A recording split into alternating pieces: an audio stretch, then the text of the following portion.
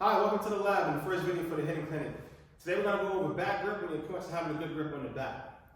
A lot of times what I see with a lot of young hitters is that they think that they have to bury the bat in the palm of their hand. A lot of them maybe just feels comfortable, so I know that naturally they pick the bat up and their first instinct is to grip it with a death grip. I don't recommend that you allow them to do that because what will end up happening is they'll end up sacrificing bat speed, barrel control, and barrel accuracy, which are three things that I think are most important, especially when we're developing hitters from young to old. In their swing, you want them to have bat speed, barrel control, and barrel accuracy. And burying the bat in the palm of the hand just sacrifices those three things. So I don't recommend allowing them to do that even starting out as young hitters.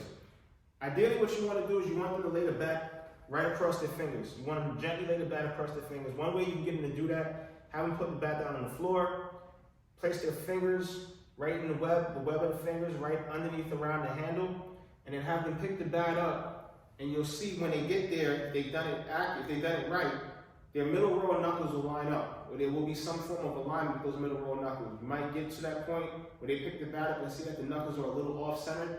That's fine. A way you can fix it, even if they pick the bat up completely wrong and they still have it buried, just have them start with their hands across in front of their chest like this, and just have them extend their arms out and turn their wrists, and then you'll see that the knuckles will line up and they'll get a better alignment.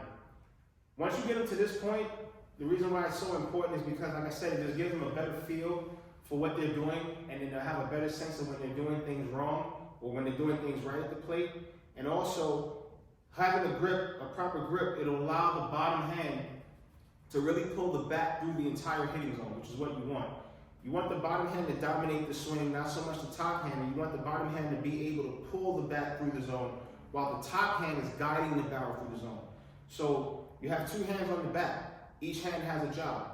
The job of the bottom hand is to pull the bat through the zone. The job of the top hand is to guide the barrel to the point of contact through the baseball and follow through.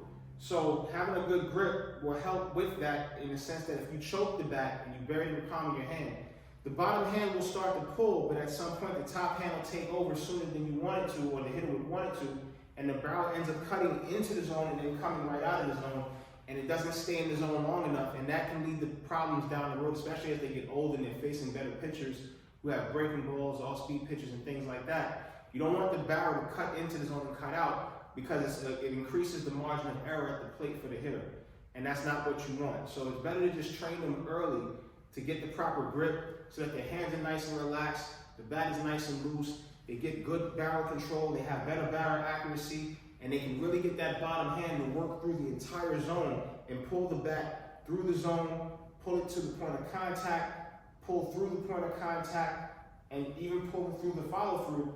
And the top hand is doing its job when it's supposed to take over during that process, where the bottom hand is pulling, the top hand is guiding the barrel to the baseball. We get to contact, we get through contact, then we start our extension, and what ends up happening is the top hand, by the time it rolls over, it's too late. It doesn't even matter. The ball is off the barrel, and the rollover doesn't have an effect on the swing because the ball is already off the barrel.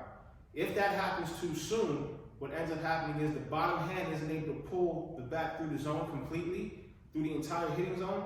The top hand rolls over too early, and then we start getting ground balls, and that's not what we want.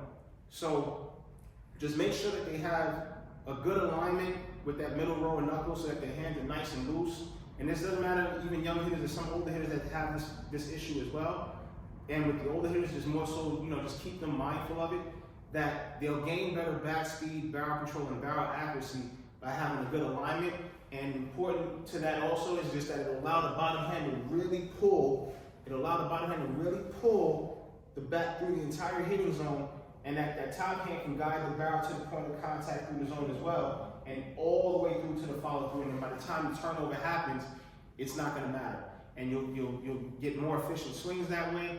You'll start seeing your hitters drive the ball with better backspin, and like I said, increased barrel control and barrel accuracy is paramount, and it also helps with developing the bat speed, and they'll have better bat speed.